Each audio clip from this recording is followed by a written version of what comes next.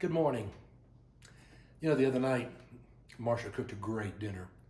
It was lamb chops that were to die for. And we had risotto and asparagus. I mean, it was an incredible meal. And I'm so very grateful because I don't really know how to cook. Marcia's always been a great cook since we were first married years ago. And so through the years, I've really been blessed by all those kinds of great meals. And since the fact that I am really an average assistant and I like to help in the kitchen, but there's no doubt about it, she's the head chef. Well, years ago when we were young and we hadn't been married very long, she cooked up one of her amazing meals, and I said, man, that was a mean meal. In our family, that was a compliment. That was slang that we used.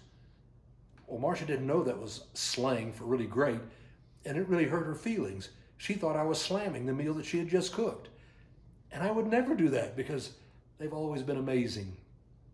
Well, the other night when she cooked up the lamb chops, we got to the end and I said, thank you so much for dinner. It was delicious. And without hesitating, she said, your daddy taught you well. I didn't hesitate and laugh because I knew exactly what she was talking about. But it also made me smile. And I thought back about my dad, and it brought a warm feeling in my heart. You see, my dad didn't know how to cook. It wasn't something he liked to do. My mom was a good cook, but it wasn't really her favorite thing to do either. Both of them had a job and worked outside the home, and yet whenever they came home in the evening, it was Mom who cooked. Dad would be outside playing with the kids, throwing the baseball and that sort of thing. So as we started to get a little older, me and my younger brother, when I was probably 6 or 7 years old, my dad felt we needed to do something to express appreciation to Mom, and so he set up a plan, said, whenever you get through with dinner, before you go out to play, you need to tell your mother, thank you for cooking my dinner. It was delicious. And then put your plate in the sink. Well, we may have said it the first night, but soon after we didn't say it at all. And so Dad had to come back and say, all right, we're going to add to this program.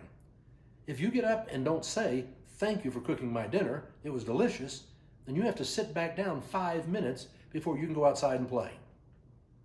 Well, the first night I'm sure we got it. But the second night we forgot, and he said, it's 5 minutes before you go play. We sat down. When you're 7 years old, 5 minutes seems like forever.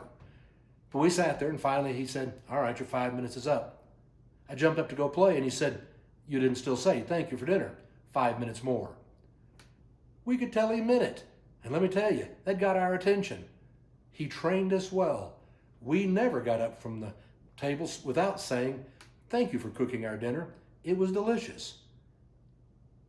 Well, the years went by, and that habit of being grateful really sunk in.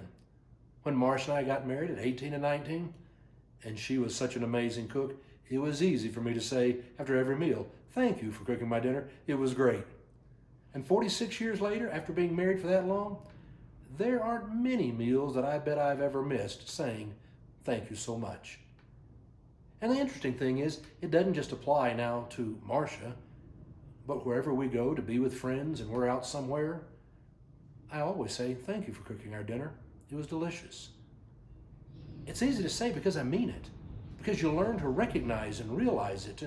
And so you see what someone has done for you and you want to express appreciation and be able to say thanks. And I've been doing that now for about 60 years.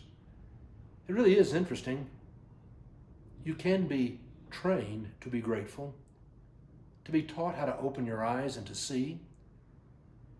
You can develop a habit of looking around you and seeing the things for which you are grateful.